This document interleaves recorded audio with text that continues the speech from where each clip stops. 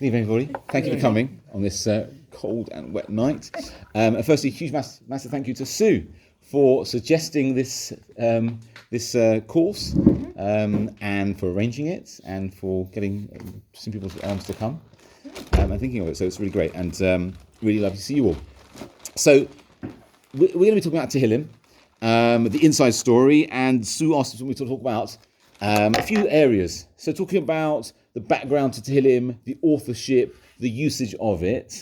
And I thought we would take at perhaps each session we'll look at another aspect of it. And then what I'd like to do is the beginning of each session just to sort of frame our understanding of Tehillm to inspire us of something about it, and then to end by looking at one chapter of Tehillm, and just to get us a bit more of an insight into that chapter, rather than just the words on the page, if that's all right. And then obviously any questions, comments, contributions you want to make, more than welcome to do. This is not a monologue. It's a conversation and a chat. So I want to share with you a story that was printed in the Jewish press in May 2015. There was a traffic jam one day in Gush Etzion, and those who were in their cars close to the source of the backup saw too clearly. And there unfortunately had been a terrible accident. A young woman, we'll call her Rachel, who was on her way back to the Gush, looked out of her window and she saw a demolished car, which, because it was askew, was the cause of the traffic jam. She looked around and was shocked to see on the road near the car a sheet was obviously covering a lifeless body. Rachel was thrown by the sight and began to caringly think whom the person might be. A man or a woman, single or married, and are they now orphans or bereaved parents? Her heart filled with concern and love for the victim and his or her family. So she took out a book of Tehillm that was in her bag. She got out of her car in order to relate to this tragedy in a meaningful, significant way, in a way that relates to Hashem. For she knew that He is the ruler of the world and all its events. And so, with heartfelt tears pouring out of her eyes, she stood there reciting the ancient holy words of King David. And after a while, the cars were able to move again, and she slowly put the Tehillm back into her bag, got into the car, and went home. About 2 weeks later, Rachel's phone rang. When she answered, she heard an unfamiliar voice, the voice of a young woman. The caller asked Rachel if she was the person who had said Tehillm 2 weeks ago at the site of a terrible car accident. When Rachel answered in the affirmative, the young woman on the end of the phone burst into tears. With overflowing emotion and gratitude, she said that she was the girl who was lying on the ground covered with a sheet. And then she said to her, "The fact that you read Tehillm saved my life, and I'm calling to say thank you." She went on to explain that she had experienced clinical death, which is why they had covered her with a sheet, considering her to be dead. She explained that her soul had left her body and went upwards, from where she was able to see all that was going on below her on the ground. She saw her own body covered by a sheet. "When you started to say Tehillm," she said, "all the letters of the words you said flew up around me, giving me a misty feeling and pulling me downwards. At that moment, the Magen David ambulance arrived and the medics decided to try to revive me. They tried and again in an attempt to restart my breathing to get my heart pumping again. She said that all the time she felt the letters of the Tehillm wrapped around her in a pleasant light, bringing her soul back to her body. Later, after she was home, she contacted many different people who may have been in the area to ask if they may have been present at the scene of the accident, and if so, if they saw someone saying Tehillm. Eventually, she found someone who had been there and was able to tell her Rachel's full name, and from that she was able to get her phone number. The young victim of the accident wasn't religious at the time, but after what happened, she became religious, became a Balas Teshuvah. As you can imagine, since then, she's been saying many chapters of Tehillm, as well as trying to influence her friends to do the same. In the words of Rachel, "Before this, I had no idea about the great power of prayer and what can be achieved by reading Tehillm. Now," she says, "and in the merits of King David, so does the young woman who benefited from the reading of those holy words, by a woman whose heart was filled with Avas Yisrael, love of a fellow Jew, and the understanding that everything is from Hashem." Incredible. Just to frame our ideas of how powerful Tehillm can be. Oh, hello, Jack. Hello. That's all right. So with that in mind, I wanted to try and understand, as we said, the background to Tehillm, the authorship of it, and the use of it. And I think we could start with the first question is this. And I think it's fair to say that if you want to understand any work, you should start by trying to understand its author. Yeah? Remember trying to study Shakespeare at school and things like that. Yeah. No, maybe we blanked it out our minds. Maybe.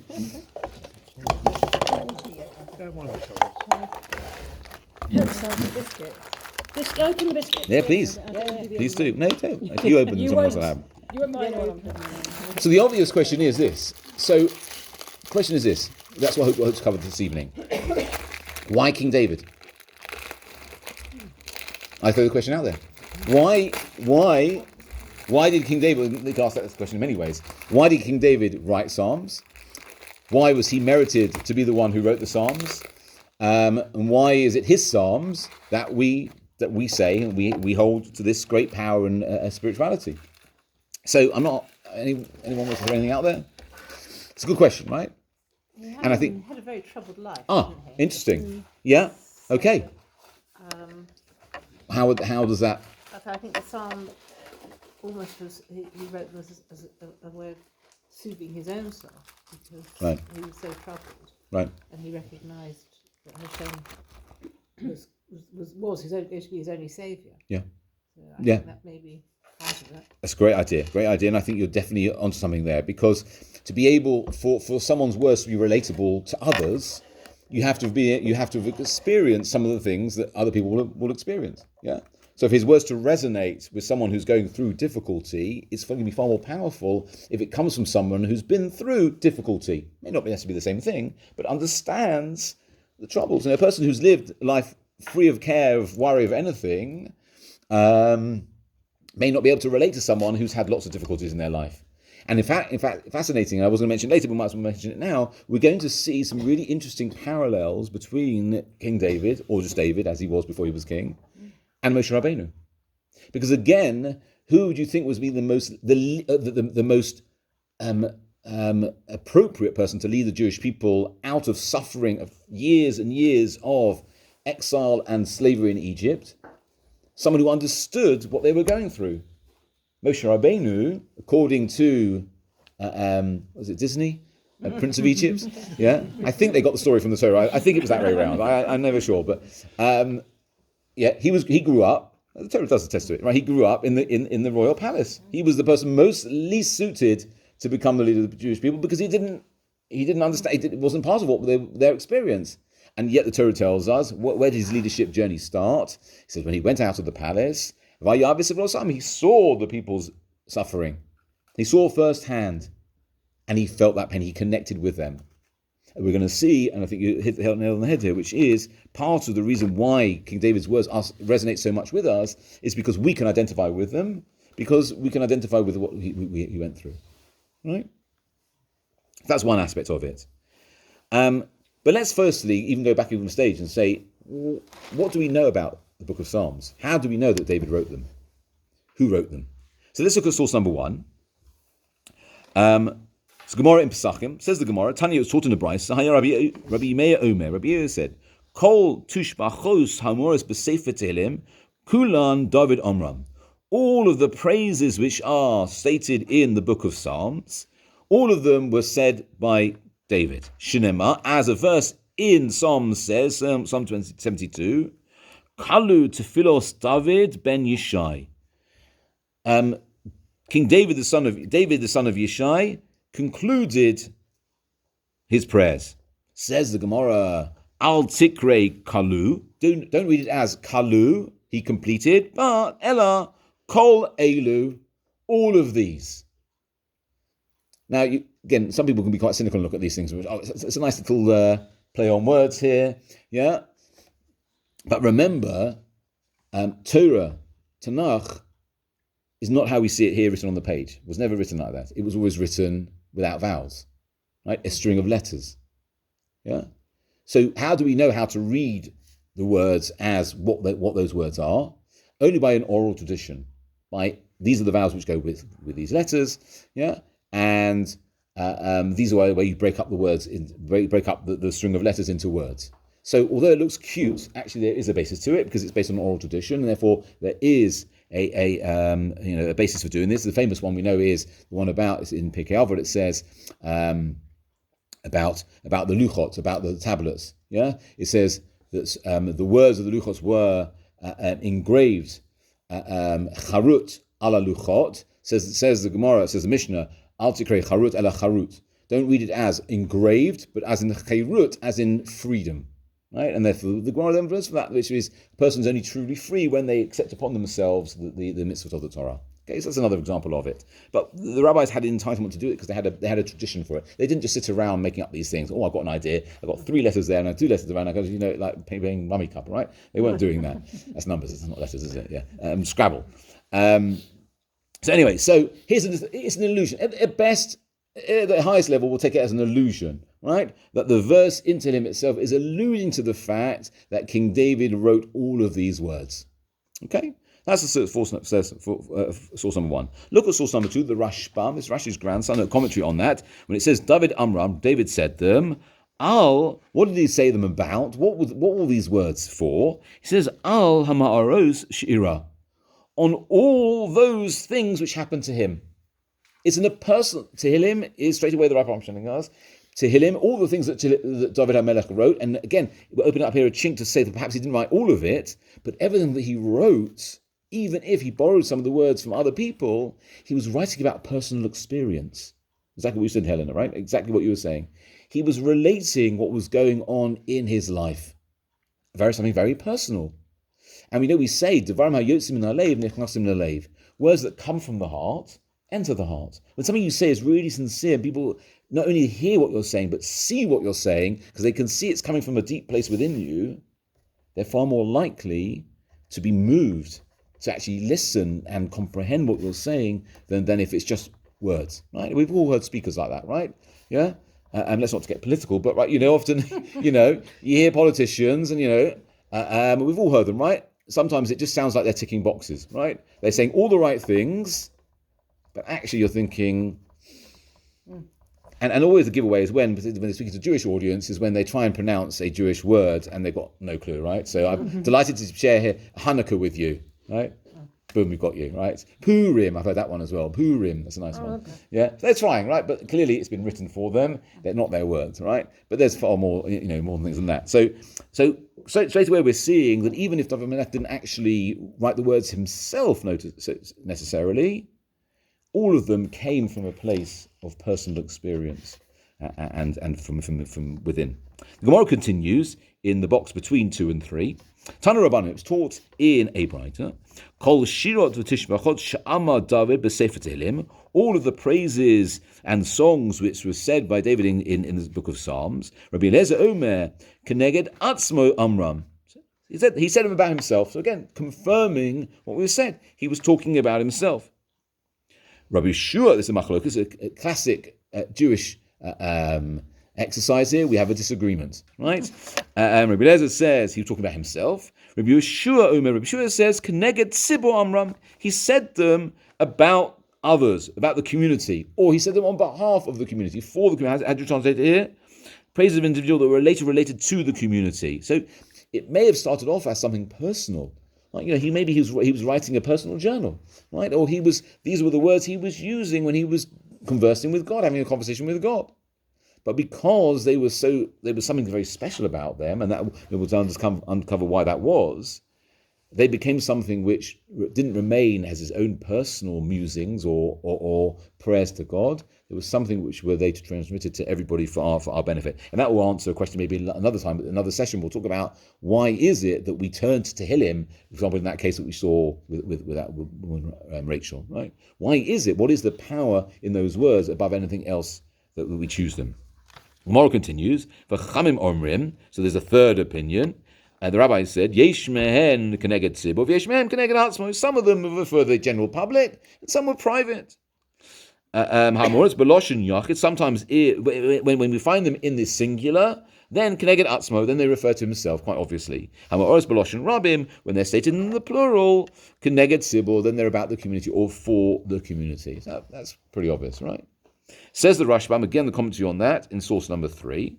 Keneged tzibur, what does it mean about the community? Knesses Yisrael, which is another name for the Jewish people. Right? Knesses, as in the word Beis HaKnesses, right? The gathering of the Jewish people, the group of the Jewish people. Shinznava al gluasan v'tipel aleihem. What was it? He said it about the community. He was prophesizing. Is that the right word? Prophesying. Prophesying.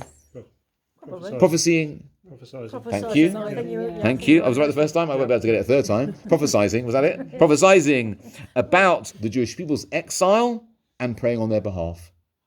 Okay, so it wasn't for his own benefit, always about his own benefit. In the singular, it was for his benefit. In the plural, it was for the benefit of the Jewish people. He was davening on our behalf. Okay? And again, that may give us a clue as to why sometimes we use Tehillm when we want to say something on behalf of somebody else. Because that's something that David HaMelech invested in it himself.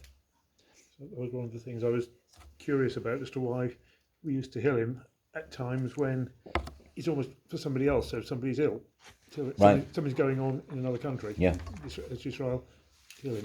Yeah. Somebody is on their last sitting with them, Tehillm. Yeah. And so that explains that bit. There we go. One line in the Rashbam, and you have it. Yeah, that's what his original intention was. Again, as we say, go back to understand a person's work. You have to understand the author, right? So that's where the author was coming from, right? So understand the power of Tehillm is through understanding the fact that his original intention was that he was davening on behalf of others. Essentially for the Jewish people, on account of the fact that he saw with prophecy that they would be exiled, and therefore he prayed on their behalf. Gemara continues in the box between 3 and 4. Here we get a little bit technical. Gemara continues to discuss the book of Psalms. Whenever you find the psalm starting the word nitzuach, v'nigun or nigun, la'asis lavoy, that refers to something in the future. Maskil, sometimes you find it maskil David. Yeah, you may have come across that in Sefer Tehillim, right? Al Yadei Turguman. That is, and the word maskil is slightly, there's different ways of understanding what this word maskil is. But says the Gemara, that's talking about a Turguman. Now, a Turguman, in times of the Gemara, Mishnah and Gemara, you often had, the Gemara talks about it, that you'd have the Rebbe giving the shir, giving a class. But because he was old and not so strong, and he had a big following, he would speak, but they didn't have microphones in those days, right? So they used a human microphone. So he would give over his shir, and he would have a spokesman, literally a spokesman, standing next to him who would relay it to others. So it's almost like a third-hand account, but it would be accurate to what the person has said. But that's a hint. If you see it maskil, you understand that it had been given through a Yosemite spokesman in a public address. Le David Mizmor. If you find it starting with the words of the David Mizmor, Melamed Shaso Alav Shchina v'Achach Ama Shira. That's to teach you when it says Le David Mizmor. So it says David's name first and then Mizmor he sang. It's to teach us that the divine presence rested upon him first, and then only after that did he sing. Meaning he was inspired, he had divine inspiration, and then the words flowed. Compared to Mizmor LeDavid, the other way around, Melamed Amar Shira v'Achach Shrasa Alav Shchina, to tell you that he started off singing or saying praises, and then on account of that, he benefited from divine inspiration. So there's a little clue as well. Okay? So we see, and I think what we take from that bit of Gemara is that sometimes David was inspired, had divine inspiration, and then he spoke. Sometimes he was self-motivated, and then on account of the fact that he started, he was given divine assistance to continue. So again, we see that why David HaMelech? Because clearly he was someone who merited to receive divine inspiration in order to share his thoughts and his words and his prayers. And other times, because of what he was saying, he merited to have divine inspiration in order to continue. Yeah? Does that mean that not only when we say to him are we thinking about other people, but in a way we're also gaining inspiration for ourselves? Yeah, 100%. Yeah. I go more than that. I go more further than that. I would say we're somehow tapping into the divine inspiration that David HaMelech was merited in order to write it. We're somehow recreating, there's like an energy there, spiritual energy, that remains within those words, which we're accessing by saying it. Yeah, and again, if you think about it, this is sort of comes. I know we're sort of going off on a tangent here, but I think it's worthwhile just exploring it. When we think about prayer as well, we often have there's a simplistic view of prayer, which is I want something, I ask for God for it. Yes, he either says yes, or he says no. Yeah, that's not really how it works. A more nuanced way of looking at it is that the prayers we use are a way. God has a storehouse of good he wants to share with us. How do we access that? Through the prayers. The prayers are a conduit through which it's called the shefa, the divine divine benefit flows to us. It's like opening up the storehouse, the gates, whatever, the floodgates, whatever it is, and allowing it's like plugging into something, right? There's a store of electricity. I'm just looking at a socket over there, right? There's a store of electricity. It's not a store, okay, but the electricity has the potential to flow from that socket, right? But you cannot access it unless you've got something to plug in. And therefore prayer, Tehillm, are a plug-in to that source of energy, inspiration, and divine help. Yeah. So how do you then know at any given point when you're looking for inspiration which Tehillm is the best ones to use? That's a great question. It's a great question. I hope it's something we'll discover over another session. I think. Okay. We'll try and dedicate a whole session to that, which and understand why we choose particular Tehillm. And I think that's going to be a fascinating question. Yeah. What is it about the particular words of that Tehillm that has some sort of that contains some sort of hidden power that we're trying to use? They're called a Psalm of David or David's Psalms. They're not called King David's Psalms. Do we know, were they all written before he became king or afterwards, and just the title didn't change? Right. It's a good question. I'm not sure we necessarily know which ones were written and when, and at what point in his life they were written. Some are, because some of them have some sort of like biographical details in it. In fact, there is a reference, very interestingly, he references himself in one of them. Where is it? You mentioned it. Yeah, look at source number 14. This is Psalm 78. Yeah. I bought this source not for your question, but to answer the question I was trying to ask right at the beginning, which is why David. And it's part of the whole other source. We might look at it now. He chose David, his servant, and took him from the sheepfolds. Who's talking here? David. Yes, he's talking in the third person, right? Yes. He brought him from minding the nursing ewes to tend his people Jacob, Israel, his very own. He tended them with blameless heart, with skillful hands he led them. So that's clearly, when was that written? Clearly no longer when he was shepherd, but while he'd become anointed as king. Yeah. So I think we can see that. I think maybe as it's a question maybe for another time. So actually, maybe we'll examine some more of the Tehillm and see, can we build up a picture of when and what point in his life they were written? Because clearly, as I said, they reflect different aspects of his life. Right? He went through quite quite an adventure, shall we say? So we'll see. Yeah, maybe we'll build up a picture. Who numbered them then before? That's a good question. Okay, it was also another share, but we'll touch on it now. I'm trying to do it in a structured way here. I mean, you're throwing me off here. It's like back in school. You always had that teacher trying to throw off on a tangent. Yeah, you didn't want to talk about chemistry, so you asked them about something else, wasn't it? Was that just me? We all had a teacher like that, right? Yeah, you could easily just. We read herrings because you read herring a teacher at the end of class. Oh, I see. You didn't get homework. Oh, okay. Oh, well, we never tried that. But yeah, but obviously to get onto a subject they like talking about.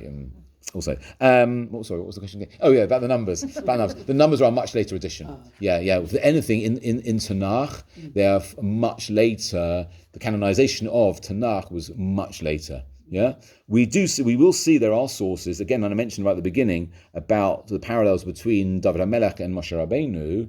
There are sources that tell us that there's comparison between them. That just as Moshe Rabbeinu brought down 5 books of the Torah, David HaMelech gave us 5 books of Tehillm. Okay, I know we have 150 chapters, but there seems to be, and originally it was broken into 5 books. You will find it in some books of Tanakh. You'll find it's broken into 5 books as well.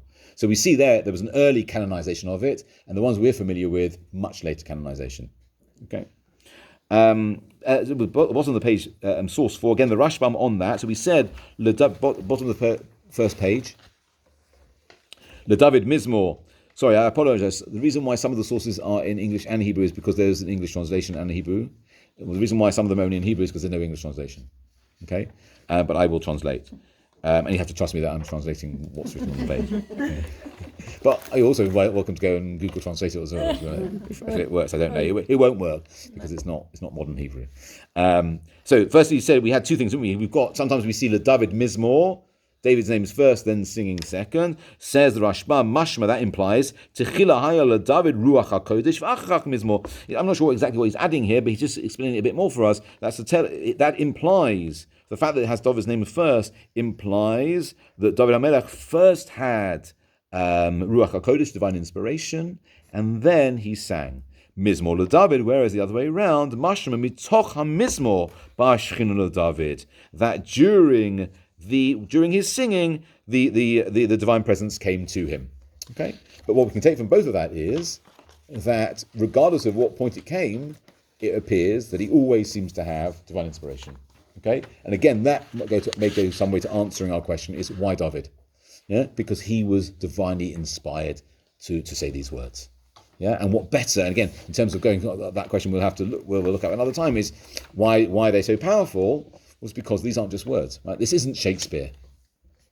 Right? This is words divinely inspired by God Himself. And remember, words in Hebrew are not just random. Right? Like a name in Hebrew is not just random. Right? Let's go right back to the beginning of creation. God, how did God create the world? God spoke and said, "Let there be light."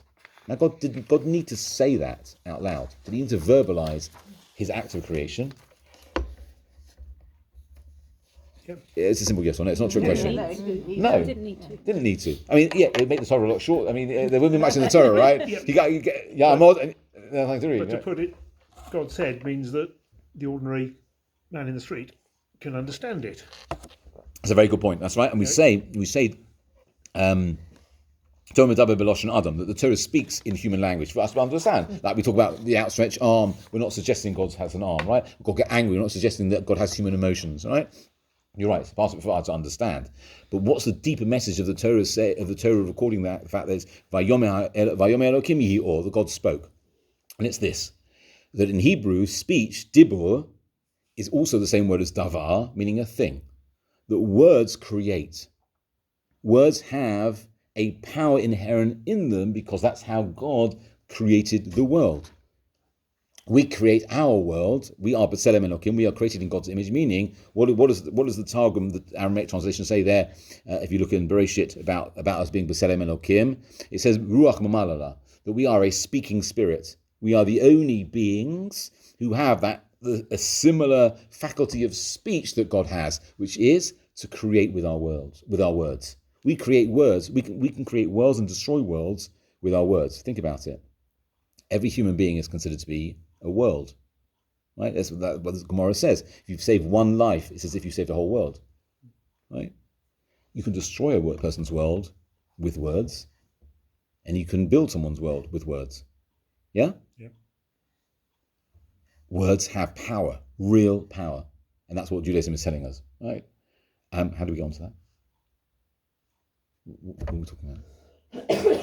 Oh, I know why. Yes, the saying of the words.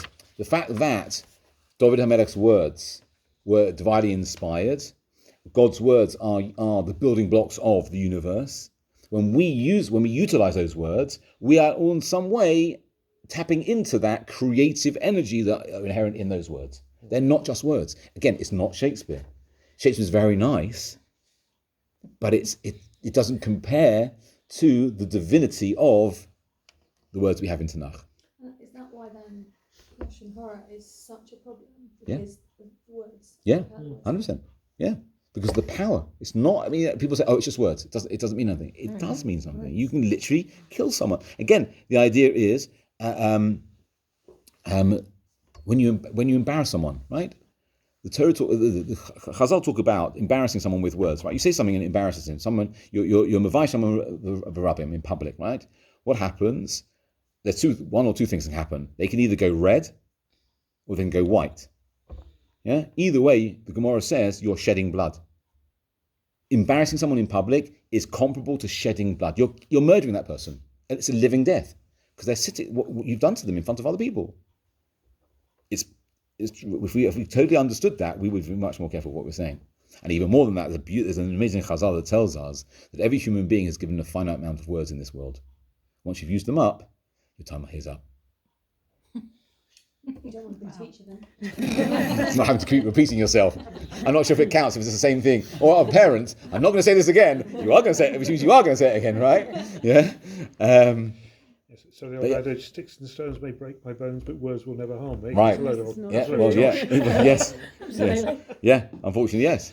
We seem to diminish it, but actually, Judaism says it's far more powerful than you can imagine. You see this in a lot of the bullying cases where they can actually drive a vulnerable person to suicide. Yeah. They can actually literally kill Yeah. them Yeah.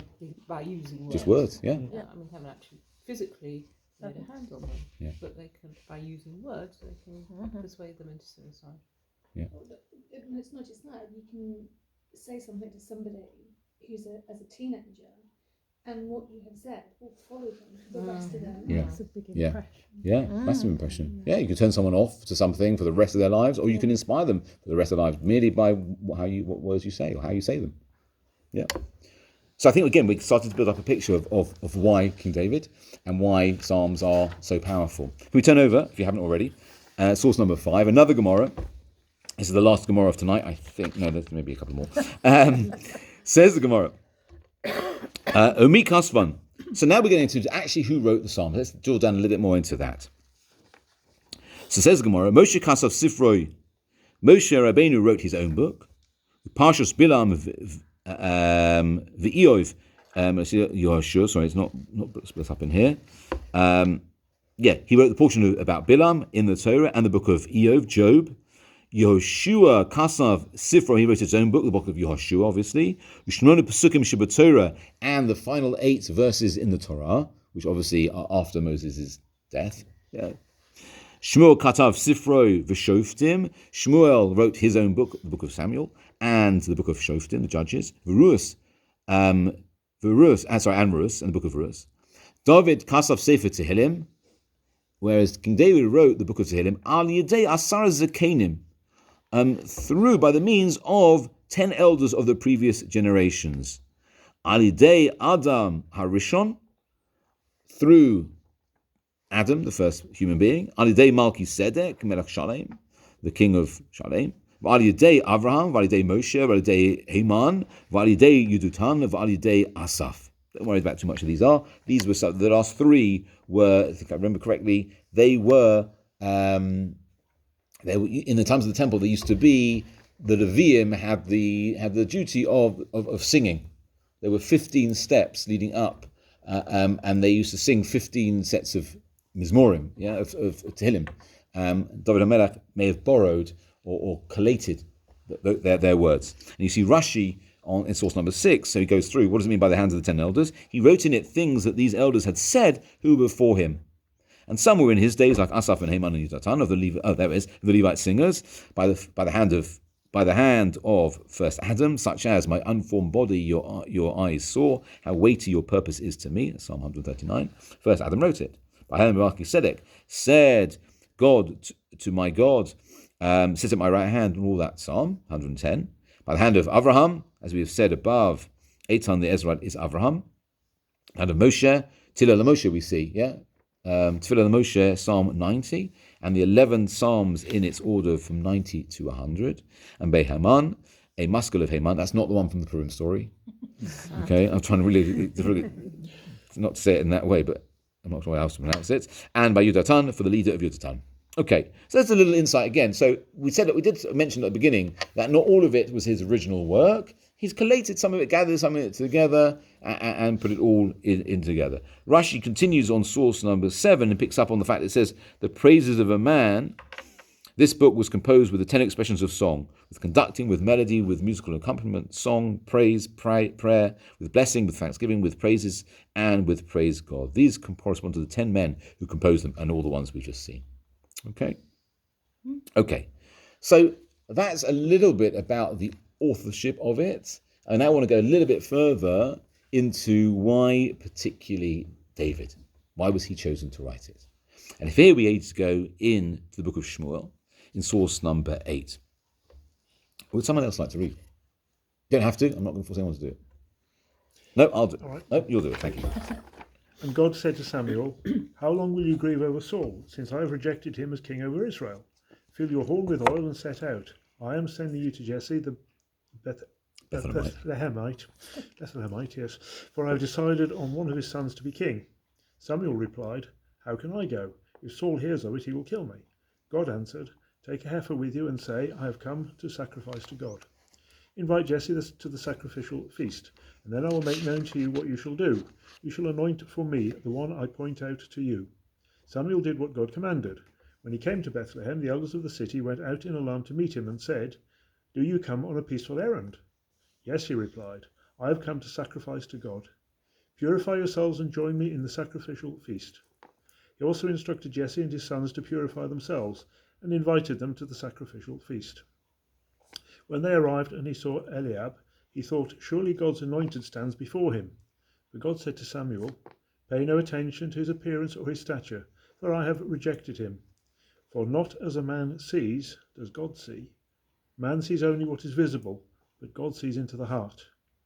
Then Jesse called Abinadab and had him pass before Samuel, but he said, "God has not chosen this one either." Next Jesse presented Shammah, and again he said, "God has not chosen this one either." Thus Jesse presented 7 of his sons before Samuel. And Samuel said to Jesse, "God has not chosen any of these." Then Samuel asked Jesse, Are all these the boys you have?" He replied, "There is still the youngest. He is tending the flock." And Samuel said to Jesse, "Send someone to bring him, for we will not sit down to eat until he gets here." So they sent and brought him. He was ruddy-cheeked, bright-eyed, and handsome. And God said, "Rise and anoint him, for this is the one." Samuel took the horn of oil and anointed him in the presence of his brothers, and the Spirit of God gripped David from that day on. Thank you. Is anyone familiar with that narrative? Yeah? Wasn't there a king between Saul and David? Between Saul and David? No. I thought there was a... So that is the background to how King David was chosen. Right? It would appear from the surface of it that he wasn't the most likely candidate. I mean, again, we touched on this at the beginning, right? Yeah, that he's either has 7 brothers or he's one of 7 brothers, and there may have been others candidates, clearly who there were, who would seem more obvious to be the king of Israel than this ruddy-cheeked, bright-eyed, and handsome young shepherd boy. It doesn't tell exactly where he was in the pecking order of his brothers, but let's say he was the youngest. Let's just say. But he definitely wasn't. In fact, it does say on here he was the youngest. Oh, there we go. Well, so that's why we're saying he's the youngest. Thank you very much. That's why you read it. I was paying attention. Thank you, yes. See me afterwards, yeah. So yeah, he was the youngest, right?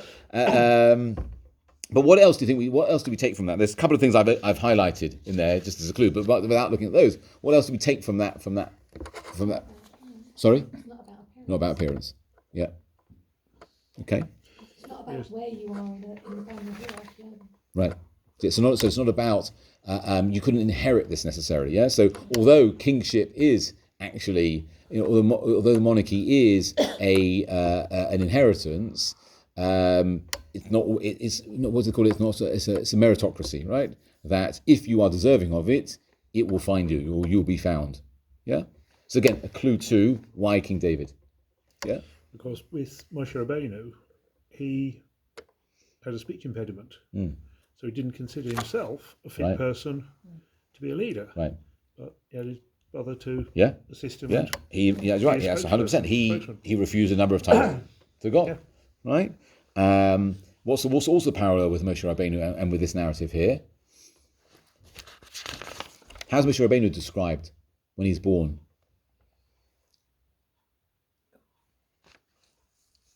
It says his mother saw him, and behold, he was good. It's a Jewish mother, right? What's the definition of a genius? An average student with a Jewish mother, right?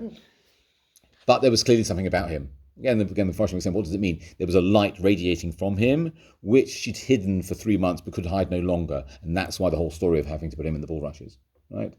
So there was something about him that was only maybe obvious to his mother, but to nobody else, right? Pharaoh's daughter didn't recognize anything special about him.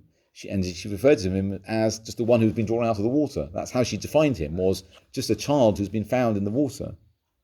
Right? Miriam knew.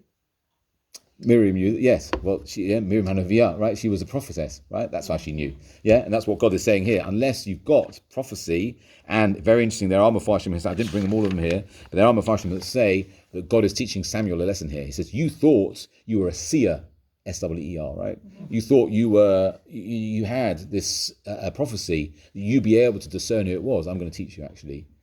What you were looking for is not what I'm looking for. Right? And again, it takes a special person, it takes God to be able to really truly see what a person's about. So let's look at those couple of things there. The bits I've put in bold. For not as man sees does God see. Man sees only what is visible, but God sees into the heart. And then if you turn over to the next page, he was ruddy-cheeked, bright-eyed and handsome. What's the relevance of that? So let's look at a few sources. And again, apologies, there aren't no English translations, so I'll translate it. The Malbim, a classic commentary on in Tanakh, says the following: Vayomer Hashem said, "Hey Shivloi." This is now the background to the conversation that God is having with Shmuel, with Samuel, right? Hey Shivloi. So he explains. He says to him, "Al tabeit al marehu." Don't look at appearances. Shel Shaul sha'alav amar neged hey mishichoi, Hashem mishichoi. Because when it came to Shaul, the previous king, yes, he had all what would be the outward appearances of a king. Yeah, he had he had the stature. Now, whether that was physical or not, but possibly quite was. He had a physical presence about him. He had something. He had a royal look to him, if there's such a thing, right? God says, "I've rejected that." Ratzalom on the second line, it means to say, Es hagavor koma, I've rejected his physical stature. Shayo nirtze etzli as. Because yes, although I originally wanted that, that's why Saul was king. Ma'astiata, now I despise it. Now it doesn't interest me. Kamelach nitin as ha'am, because a king needs to have this stature in front of the people. He has to have this presence that he can be seen by the people, and he appears to them immediately as a king. Right? Middle of the third line. It's not now for the king. That's not what I need now. What I want now is someone who finds favor in God's eyes. Therefore, don't no longer look at appearance and stature. Because what a person sees is not what they learn about a person. Because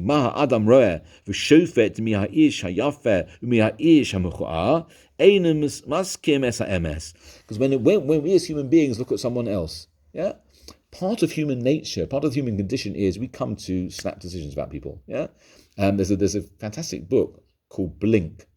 I don't read it. It's about how we make decisions, thousands of decisions on a daily basis, right? And a lot of those decisions we don't have the time to think about it.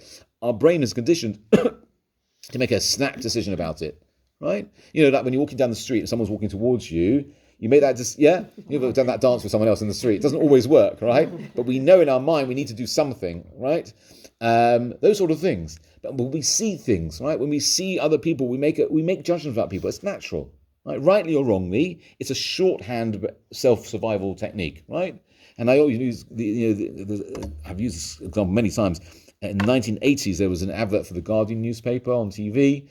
You know what I'm talking about? Yeah, there's a picture of an old man walking down the road holding a briefcase. The shot turns up the street, and there's this 6-foot skinhead running at pace towards him. They're getting closer and closer and closer and closer. The voiceover is saying a situation seen from one angle presents one idea, but seen from a completely different angle finds something else. And you're getting closer and closer and closer. And you know what we're thinking is he's going to mug the old man. Yeah, he gets right up close to him. Jumps on top of this man, pushes him out of the way. the scene opens up and you see masonry falling from a building. Yeah, and the Guardian says, only when you see the full picture can you really understand what's going on. Words out to Fez. Yeah, it's a very powerful advert. Never made me buoyed by the Guardian, but you can understand the thing. But we all make those sort of judgments, right? Yeah, you're walking down the proverbial dark alley at night, and you see a 3-foot, 90-year-old woman walking towards you. What judgment you made in your mind? Danger or no danger? No danger, right? Same dark alley, same time, and you've got a 6-foot skinhead walking towards you. Huh? Danger or no danger? Yeah. Danger, right? Because we've made a snap judgment because our self-preservation, whatever it is within us, has to make those quick decisions. Now, we base it not on having got to know that person, right? That should be a killer granny, right? And he could be a very sweet person, right? Who helps grannies across the road. We don't know. We make judgments, snap judgments based on what we see. Says Hashem, Ki lo asher yireh ha'adam, middle of the 4th line, Ki lo asher yireh ha'adam ha'ureh, lo ki ma adam roeh v'shofet mi ha'isha yafeh. We base it on appearances, whether the person looks nice or they don't look nice. In the maskim ms, that doesn't prove the truth. V'zeh shekasav ki ha'emes su lo kasher yireh ha'adam. The truth is not what a person sees. Very interestingly, also, what's the Hebrew word for? I'll tell you. The Hebrew word for clothing, begadim, yeah, beged. Same Hebrew word. Bagad means deceit. What's the connection? What? You can dress yourself Go on. and look the part, but underneath. 100%.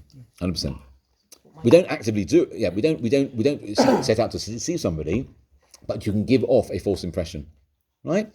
My grandmother used to call all fur coat, no knickers. Right, and that's the type of grandma I don't want to meet a dark alley. Even if she's only 3 feet. Yeah, exactly. Right, yes. Okay, I'm glad we recorded that. Nothing you can say to that, is there?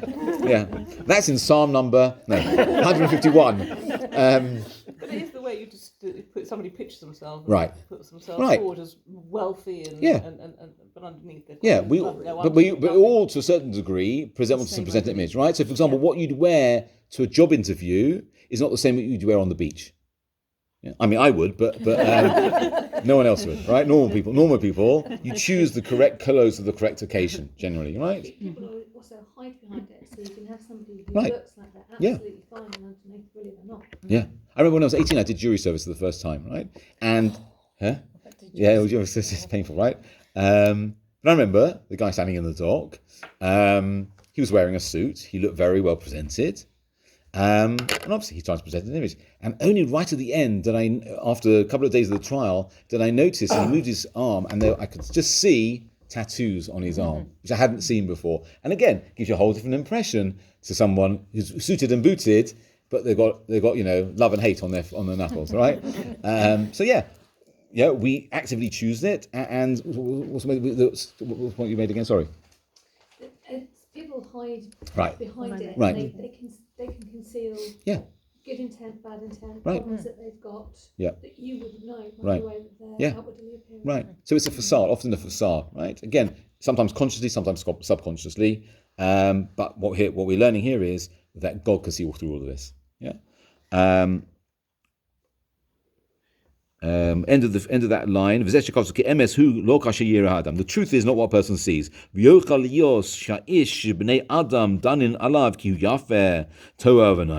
person can make a judgment about somebody else that they are pleasant looking and nice. And where they see someone who's physically unattractive and think that they're a horrible person, which actually may not be the case. It could actually be the complete opposite. What is the reason for this? What's the source of this? Because how do we see other people? With our eyes. Ha'adam shofet ala na'eh v'yafeh mitzad ra'os ha'chushim shehem lo yichushu rak ha'chitziones hadavar hanireh. Because the truth is, we make a judgment about people, about what they're like, based on externalities. Yeah? And externalities are just what we see, and not what they're like internally. L'chein yigadru hayofi lefi hamareh hachisones im yefeh haguf gvoa hakoma yafeh And therefore, sometimes we're led down a blind alley, which is based on those externalities of physically what they look like, their height, etc., whether they're nice looking or not. We make a judgment, oh, that's a nice person. Whereas,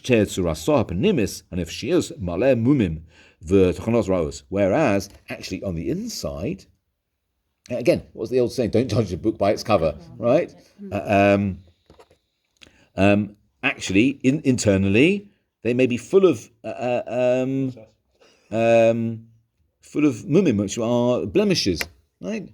So they may look outwardly perfect, but inwardly completely imperfect.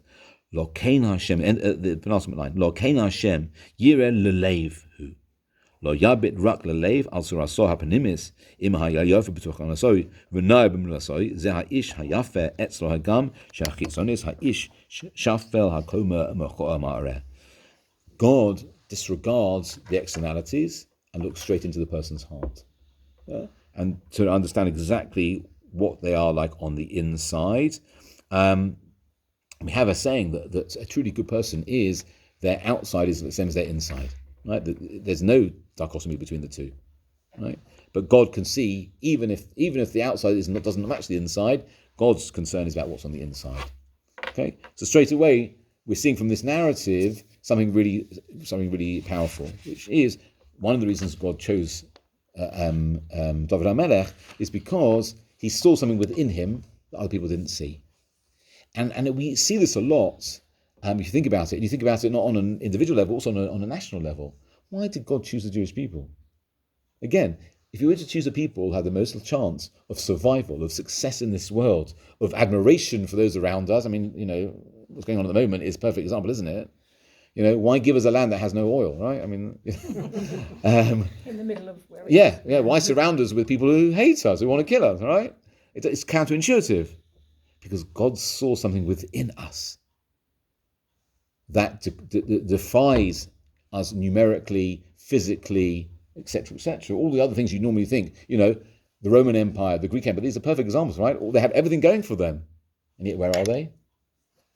Gone. Consigned to the history books. And we're still here, just to annoy people, right? Yeah, that's what we are. We're like the younger brother of the world, right? Just here to, we're still here. But God obviously chose us because, firstly, I think, if you think about it, God favors the underdog. Yeah? There's something about being the underdog. It means you have to fight for something. You really appreciate what you've achieved. That's the first thing. But God clearly saw within the Jewish people nationally, and here we're seeing within David HaMelech individually, something which others didn't appreciate because God is looking beyond the externalities. Okay? And I think, again, taking this just on an historic level in terms of David HaMelech, why is God particularly teaching this lesson here? Because I think, again, it's highlighting to us that why David, because there was something about him you can't necessarily see, but also teaching us all a lesson, which is look beyond what's always immediately apparent to us. There's something beyond. And I think that, again, enables us to tap into the words of David HaMelech, to understand that the world, the reality we see is not necessarily the reality. And we can tap into the truth through the means of the person who God saw beyond the physical reality. Does that make sense? Yeah? Okay. Let's carry on a little bit longer. How long have we got till? What time are we talking about? Well, we said about an hour, but I don't know. Okay. I was going to chuck us out. Okay, well, we don't have to finish all of it. Can read the rest of it yourselves. Let's look at the source number 10, the Abar Benel. V'hinei, v'hinei Zacha sheshalacho achad David shehaya katzan mehem v'haya roeh b'tzon. So Barbanel is picking up on why particularly was Shmuel sent after David, who was the youngest of them all and was the shepherd. Again, and this is really the connection to Moshe Rabbeinu. What was Moshe Rabbeinu's profession? Shepherd. What was David HaMelech's? Before he was David HaMelech, what was David's profession? He was a shepherd. What does that show us? That there's something about shepherds that God really likes. Yeah, there's something about the training of being a shepherd which is really indicative of a person's character, which is where you're willing to care for often the weakest one. And again, this is the Midrash that tells us, why was Moshe Rabbeinu chosen? It's not in the Torah, but the Midrash fills in the lacuna. Why was Moshe Rabbeinu chosen? Because God saw that one day he was attending the flock of Yisro, his father-in-law, and a small lamb wandered off. Moshe Rabbeinu left the flock and went to find it. Now there's a whole question about, is that a good shepherding, leaving the whole flock for one, but that's another question. And he went to find it, and there's a narrative. He says, he speaks to the lamb, and it was grazing, and he says, he says to the lamb, if I'd known you were hungry, I would have fed you. Like, you could just have to ask me. How he was going to ask. And then it says he picked up the lamb, this weak lamb, and carried him back to the flock on his shoulders. Yeah. And that was an indication. It's a nice little story, but clearly it's an indication of this is somebody who's willing to go the extra mile, who's not willing to allow the weakest of the flock just to fall behind. And that's really something you want from a leader. Yeah, again, slightly counterintuitive, because you might think a leader's on out the front. Right? He cares about the populace, right, the mass. And yes, okay, you lose a few people along the way, not nishkavelach, as they say, right? Not so much important. No, a true leader who cares about every single one. I don't know if anyone's ever tried sheep herding. No? I've seen it done. No. Yeah, I've actually tried it. I once went. So I was very fortunate to be on a Jewish leadership training course in Israel, and they took us to this biblical farm. And one of the things they said, right, you're going to learn how to shepherd sheep.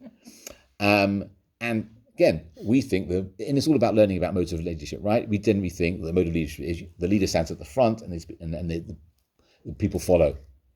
Sheep herding is actually you stand at the back and you somehow corral them or load them, whatever it is.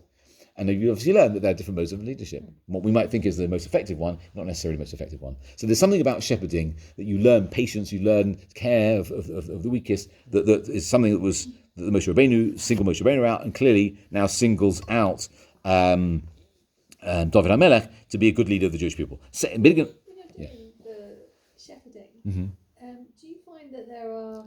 I haven't done it ever since. It's about 20 years ago.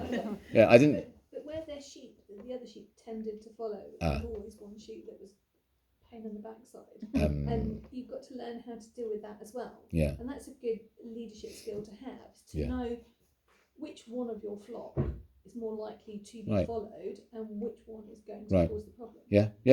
And again, in the analogy of being a teacher also, a good teacher will be able to not only inspire the whole class, but also be able to pick out the child that needs a bit more attention or needs a slightly different way of relating to them. Yeah, I think some of those sheep were the ones they put us with were remote control. So I don't know. Anyway, I think they just want to see a bunch of rabbis and educators like in a field with sheep. It's just a bit of a joke. But anyway, to help you. no, we didn't. No. I had the day off. On to the second line. So we're in source number 10 still. Amru b'tanchuma. So the tanchuma, which is the Midrash, says on Tehillm 11, verse 5. Hashem sadik yivchan. God chooses the righteous. And look in the brackets. And even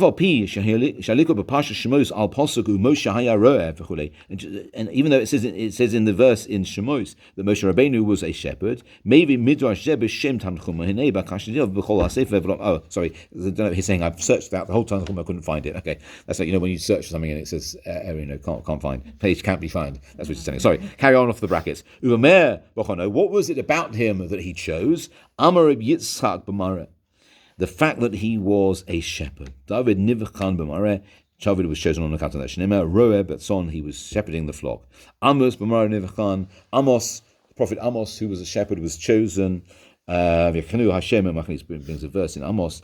Avaf Moshe b'Mareh Nivchan. Moshe Rabbeinu was also chosen, as it says. Moshe Haroeh son Yisro Chosno. That Moshe was the shepherd of his father-in-law. Yaakov b'Son Nivchan. Yaakov was also chosen. It says Vayis Yakam Hason.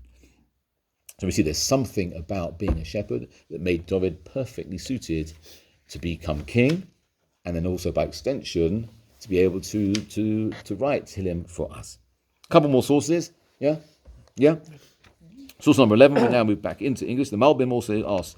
So Malbim in the Hebrew is his Ashalot. What are the questions on these verses? He says, Maha Maleh Shira Admoni V'zeh. What is it about the fact that David HaMelech was of a ruddy complexion? What's the relevance of that, and what's the benefit of that? It's talking about his nature. Perhaps there's some sort of weakness in that, so he was, or the fact that he was sunburnt. He was out all day with the sheep. Perhaps that's why he was kind of red, right?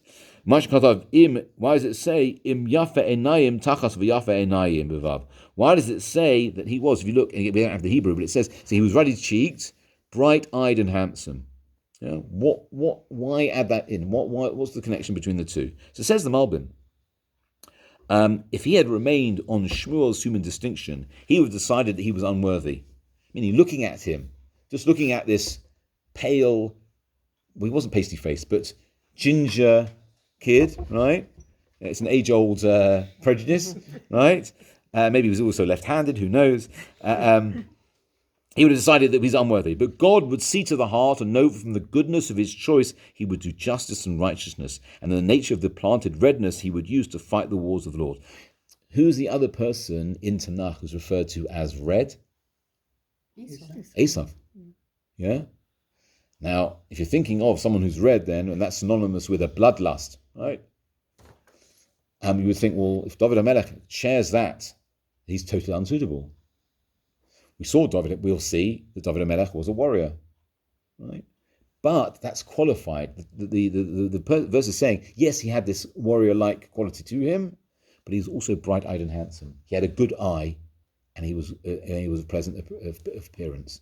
Again, not physically necessarily, but there's something about him which tempered this. He was able to balance the need for knowing when to employ guerrilla warfare tactics, so to speak, right? And when to use words. Again, I think that's a fascinating idea, isn't it? That, that maybe Tehillm are all about understanding that sometimes we have to realize we don't have the physical resources to be able to achieve what we want to achieve. Therefore, we have to tap into our spiritual resources. And that's what Tehillm are all about. So the iron fist and the velvet glove. Yeah? Bit of both. Yeah. Yeah. Is that what your grandmother used to say as well?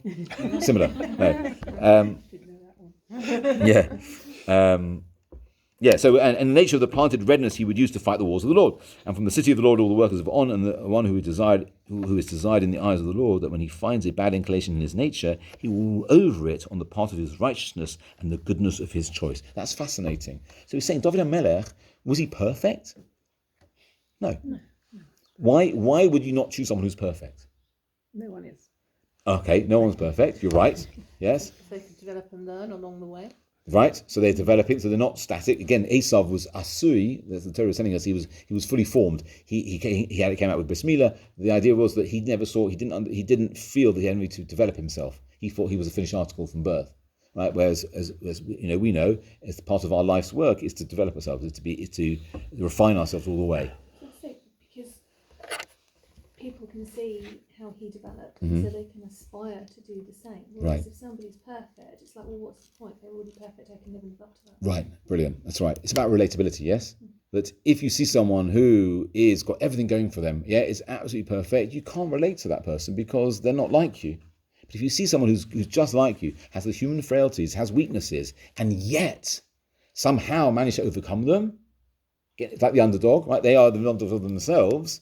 That's far more inspiring and relatable, and something we can say, well, I want to tap into that. I want to be part of that.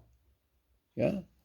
And exactly, and that's why, fascinatingly, if you think about it, all of the biblical characters are always presented, particularly in the Midrash. The Midrash is a warts and all story about the biblical characters. So Avram Avinu is criticized in the Midrash.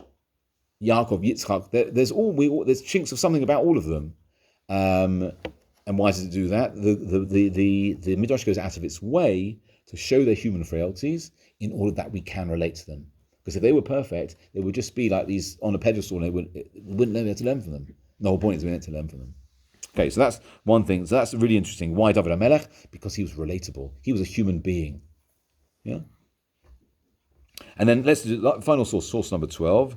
This is a little bit of a Kabbalistic source. So let's just go with it a little bit. We might not understand all of it. I'm not sure I understand all of it. But he says, now, because King David, peace be upon him, was garbed with the quality of the living God, Kel Chai, and is the master of the fourth leg of the chariot, the Merkava. This is a really Kabbalistic idea, this idea of the divine chariot, this idea of somehow, it's like the idea of almost like a physical manifestation of God, which is an impossibility, but a way of enabling us to sometimes understand God. He therefore included kindness, chesed, judgment, din, and mercy, rachamim, from the other three legs of the chariot, the mechava. Right? If you think about a chariot, which is something which is a vehicle through which someone gets from point A to point B, yeah, and it has wheels, right? They are the means through which the chariot is transported, right?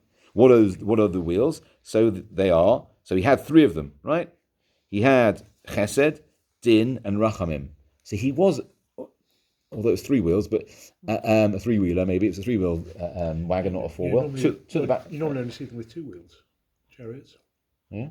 Okay. So I mention it. Give them Okay. Ben-Hur. Yeah. I was envisioning a four-wheel, but maybe you got two at the back and one at the front, maybe. No? Reliant Robin. Huh? Like a Reliant Robin. Right, that's it. Yeah, Ryan Robin, yeah. But what it's saying is he's the quality of the fourth leg, so that there are four legs and it's evenly balanced because he's. And he's the master of the fourth leg of the chariot, right. Right. Thank you. You're right. It's right. Oh, so it's four. Yeah, It is four. it's Thank four. you. Thank you. My math is terrible. So the three are chesed, din, rachamim, which don't normally, some person can have one, for example, Abraham was chesed, right? Titen emes, titen chesed Abraham, Yitzchak is Gevurah's strength, and Yaakov is emes, is truth, which is an amalgam of the two, of din and of justice and kindness. Yeah, it's very hard to assimilate those two. Yeah, normally a person is one or the other. David HaMelech seemed to have all four. He was the fourth wheel. Yeah. Scripture therefore states about him, he was ruddy, with beautiful eyes and good looking. The word he was ruddy, admoni, hints at the influence of judgment, which is called the red fire, Eish, Adom.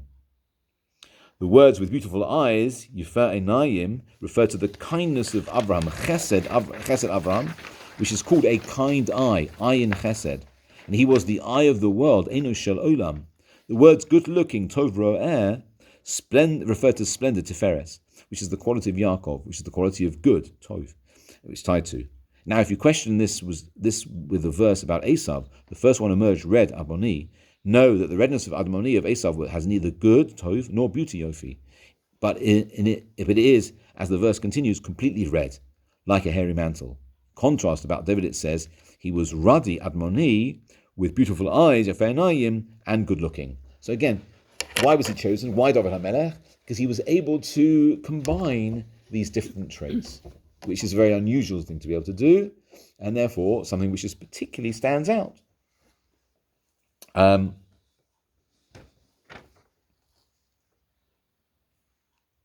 Okay, and then let's do the final source, the Barbanel, on that final bit, the final part of that narrative in source number, the top of the last page, source number 8, says, Samuel took the horn of the oil and anointed him, so he became king in the presence of his brothers, and the Spirit of God gripped David from that day on. Yeah, Ruach HaKodesh, Ruach Hashem gripped him those days. Says the Barbanel on that, in source 13,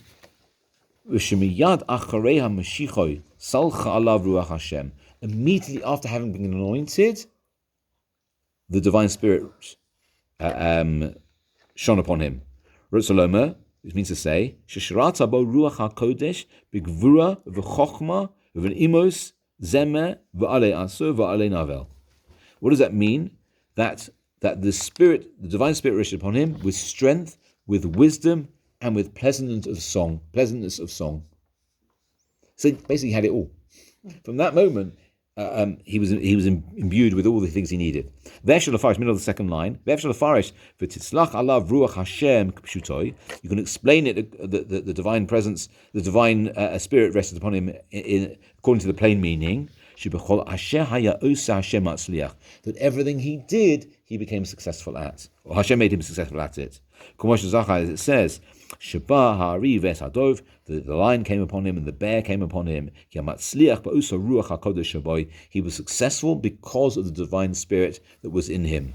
וכל זה שזכה מהמשיכתו בלי ספק היה בסוד ובססג גדול בעבור שלא ידעו שאול.